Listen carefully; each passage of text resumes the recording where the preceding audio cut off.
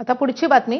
महाविकास आघाडीमध्ये नवा भिडू नको असं म्हणत काँग्रेसचे प्रदेशाध्यक्ष हर्षवर्धन सपकाळ यांनी राज ठाकरे यांच्या मवियातील घटक पक्ष होण्याबाबत एक प्रकारे विरोधच दर्शवलाय. यानंतर राज ठाकरे हे महाविकास आघाडीनं आयोजित केलेल्या पत्रकार परिषदेसह निवडणूक आयोगाला भेटायला गेलेल्या सर्वपक्षीय नेत्यांच्या शिष्टमंडळामध्ये होते. त्यामुळे राज ठाकरे महाविकास आघाडीमध्ये सहभागी होण्याबाबत शक्यता वर्तवण्यात येत होती.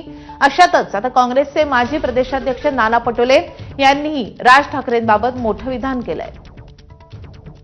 या निवडणुका पायलटवर घ्या ही विनंती करायसाठी राज्यातल्या सगळ्या पक्षांच्या नेत्यांनी सोबत जायला पाहिजे होतं, पण त्याच्यात राज ठाकरे आले.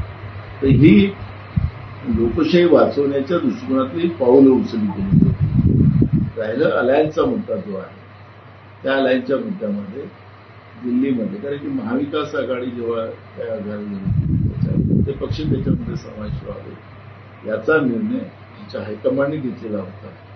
त्यामुळे आता ही महाविकास आघाडीचे नेते जे आहेत ते ज्या पद्धतीचा प्रस्ताव दिल्लीला पाठवत नाही, दिल्ली त्याच्यावरचा निर्णय